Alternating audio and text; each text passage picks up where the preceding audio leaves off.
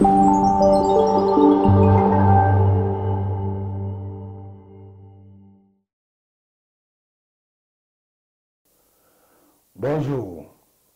je vous dis la traditionnelle bienvenue de l'Université au fautisme de recherche. Nous allons continuer notre partage, continuer parce que la dernière fois, nous avons vu deux notions. La notion de la perception fautiste de l'homme, et que j'ai fait suivre par la notion de l'histoire du fouet, c'est-à-dire au fouet et l'histoire, pour permettre à la perception fautiste de l'homme de pouvoir faire sortir une certaine compréhension de l'histoire à partir de Houphouët-Boigny.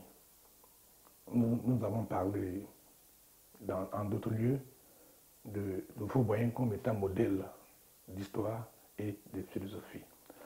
Aujourd'hui, nous allons parler de la justice et de la paix pour montrer, disons, toujours dans la continuité de cette perception fautisme de l'homme, quelle compréhension cette pensée du fautisme a donc de la paix et de la justice. La justice vue dans une difficulté de la compréhension de la paix devient un prisme déformant de la notion de justice et de celle de la paix. La justice et la paix, il faut le savoir, sont des valeurs qui rendent saisissable l'idée de la société. Je n'ai pas encore vu en Côte d'Ivoire un programme de société qui s'attelle à, disons, à parler de paix, un programme de gouvernance qui s'établit sur le développement même de la chose de la paix. Je n'ai pas encore vu ça. Et je veux dire que je n'ai pas encore vu de programme de société fait par un parti politique qui, disons, un programme de gouvernance qui s'établit sur la paix comme un objectif à atteindre. Je n'ai pas encore vu. La paix, pour ainsi dire, est toujours saisie comme un accessoire à la vie sociale, un accessoire au développement. On attire et focalise l'attention du peuple sur les définitions que l'on se donne des exigences, disons, de la prise de pouvoir et de l'exercice du pouvoir. Je veux dire qu'au lieu de parler de paix, la paix est devenue, disons, un accessoire pour la chose même de la prise de pouvoir et de l'exercice du pouvoir. Donc j'ai dit qu'on focalise l'attention du peuple là-dessus. Et on le fait après avoir défini le contexte de la prise de pouvoir, le contexte de la prise de pouvoir et de l'exercice du pouvoir, et de toute la définition contradictoire et incompatible au vécu lui-même. L'important de ce que je dis là, c'est voir quand on sait que le mot que l'on utilise s'explique dans le contexte dans lequel l'on exprime le mot. C'est ainsi que, et on peut maintenant comprendre que la paix ne peut plus signifier la paix dans un contexte de prise de pouvoir, et surtout d'exercice de pouvoir. Alors si, je reprends, si on prend, ce qu'on a dû de faire, c'est de ne pouvoir expliquer le mot que par le contexte dans lequel on exprime. Je dis donc que c'est ainsi que la paix, hors d'un contexte de prise de pouvoir, ne peut plus avoir la même signification que la paix dans un contexte de prise de pouvoir et surtout d'exercice de pouvoir. C'est deux choses différentes. Voilà. Alors on peut maintenant comprendre pourquoi, bon, je veux dire pour la paix, il en est de même pour la justice, voilà, qui sortant d'un tel constat, je le dis pour la paix, mais je le dis aussi pour la justice, parce que sortant d'un tel contexte de prise de pouvoir, devient comme un prisme qui déforme le sens même du mot justice. Alors, il devient aisé de comprendre pourquoi il faut parler des significations concrètes des mots. Alors, donc, je vais dire que la paix est un comportement. La paix n'est pas un mot, mais c'est un comportement. Et la signification du mot paix. Je vais en venir au fait que je veux en venir au fait de comprendre que le mot a une signification concrète. Et que cette signification concrète-là, pour saisir cette signification concrète, il faut saisir le contexte dans lequel le mot est exprimé. Parce que c'est le contexte qui donne son sens définitif à l'utilisation que l'on fait des mots. Donc le contexte peut apparaître comme un prisme qui déforme le mot. C'est-à-dire quand vous prenez le mot hors du contexte de la prise de pouvoir, il n'est plus le même que quand, disons, dans le contexte de la prise d'un pouvoir. Donc il faut voir, l'ayant compris, il va sortir cette notion de signification concrète. Et il l'a fait en 1948, lors de la justification des motifs pour l'élaboration de la loi pour l'abolition du travail forcé.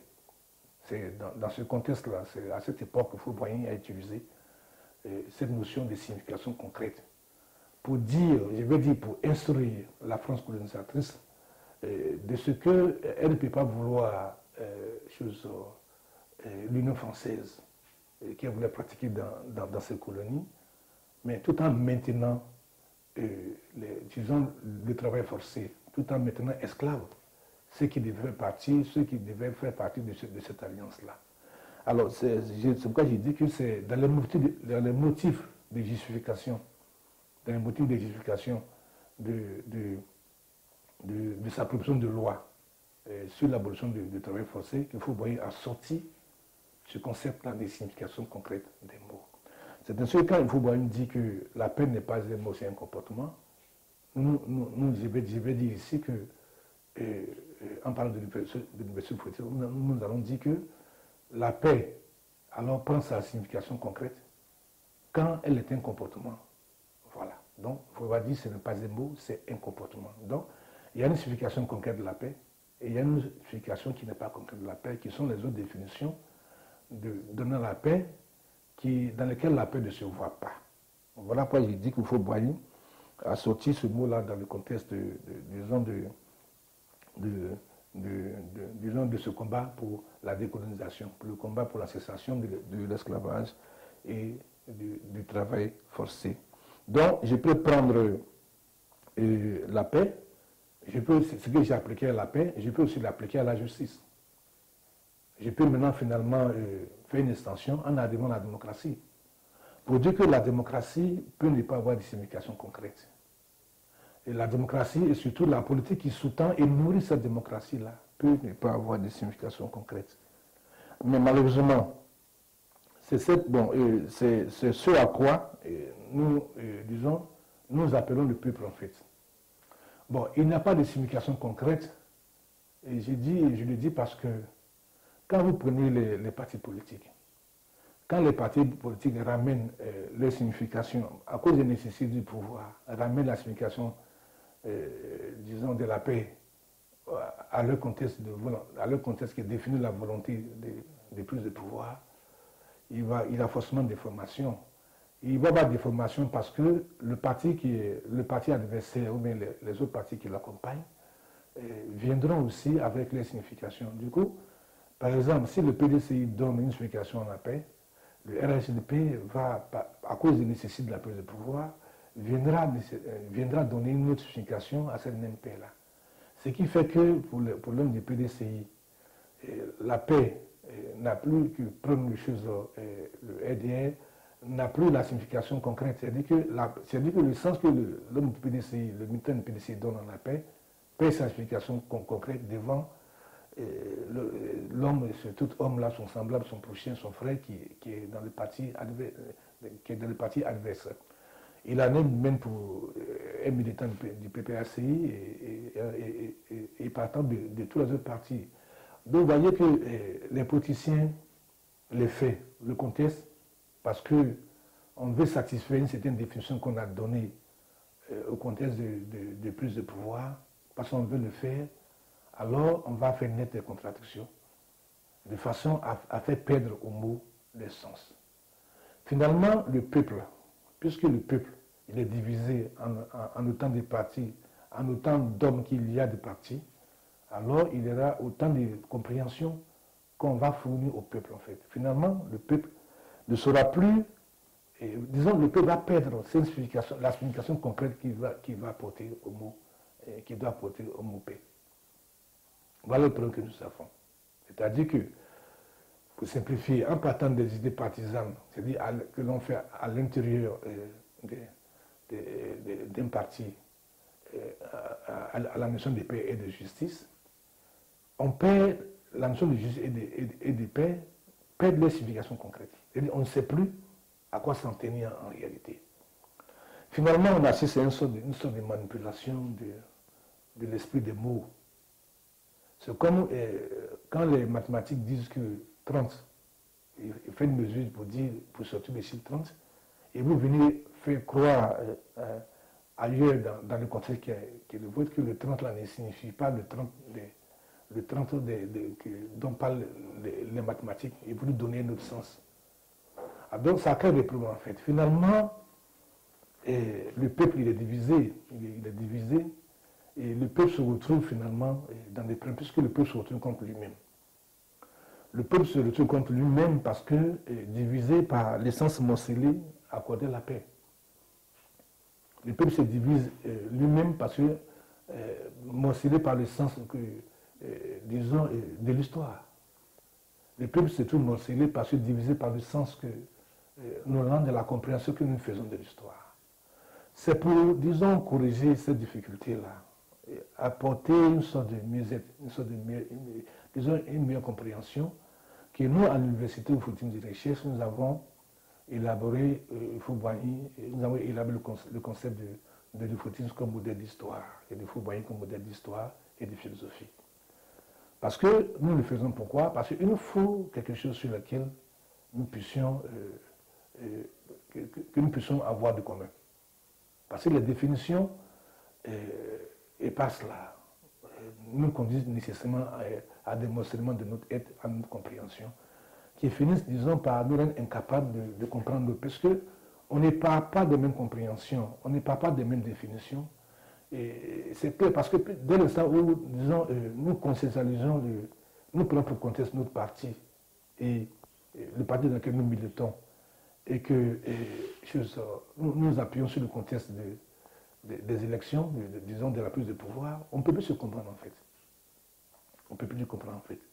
Ce qui fait que même la loi, elle devient difficilement la chose commune à tous, puisque l'exercice de la loi va se faire à partir de ce regard en fait. Parce qu'effectivement, loi parce qu'il s'agit de paix, loi parce que j'ai parlé de justice et finalement de droit. Donc le droit de l'un devient difficilement perceptible par l'autre. Et quand vous associez l'idée des partis, tout devient compliqué. Alors, je dis que si on décide de faire des problèmes, si on décide de se mettre, disons, de créer un labyrinthe dans lequel on ne peut pas en sortir, il faut qu'au moins on comprenne pourquoi on le fait. Pourquoi on le fait et comment on le fait. Et nous disons simplement que c'est de cette façon que l'on arrive à susciter toutes ces positions sombres que nous faisons sur la Côte d'Ivoire. Plus le temps avance, plus les définitions sont de plus en plus sombres. Et nous ne savons pour quelles raisons, mais on a le sentiment que les gens ne sont pas toujours conscients que l'histoire ne l'a pas servi de leçon. Donc il faut corriger le problème. Et la proposition que nous faites, c'est de rechercher. C'est de rechercher. Il faut que le peuple comprenne que et véritablement, elle doit militer pour la paix. Le peuple doit comprendre qu'il doit véritablement militer pour la paix et ne choisir, ne vouloir pour programme politique le programme un programme de paix. C'est un programme de gouvernance qui parle de paix, et qui fait de la paix, qui fait du développement de la paix. L'objectif premier et dernier de la chose du développement économique et social. Parce que la paix ne peut pas être un accessoire à la suite du développement. Non, le développement en réalité signifie la paix. Et il faut la paix. C'est dans la mesure où nous pouvons parvenir à un développement de la paix que nous pouvons susciter vraiment une dynamique de croissance qui nous arrange tous en fait. Finalement, je vais renchérir un peu avec notre bien-aimé Henri Konan Bédié quand il dit que le progrès pour tous et le bonheur pour chacun. j'ai dit qu'en réalité, ça veut dire la paix pour tous et la paix pour chacun. Nous allons nous arrêter aujourd'hui sur ce point. Il s'est agi de parler de la paix et de la justice et de faire comprendre cette importante notion des significations concrètes des choses, des mots et des existences dont il faut pouvoir en parler lors de son combat en 1946 pour la suppression de la loi sur le travail forcé. Parce qu'il a compris, il a dit qu'il fallait une démocratie économique. C'est cette démocratie économique-là que parle, qui invente nécessairement la démocratie du bien-être et du bonheur. C'est ce que le président Henri Konan Bédié a essayé d'illustrer, en fait, de faire, disons, la démonstration. Alors nous nous arrêtons sur ce point en nous donnant pour nous donner le moyen, le bonheur de nous retrouver pour continuer. Nous sommes là, nous sommes ouverts à toute contribution sur le thème de la justice et de la paix comme nous devons le faire. Nous disons merci pour votre attention et nous donnons rendez-vous pour la prochaine.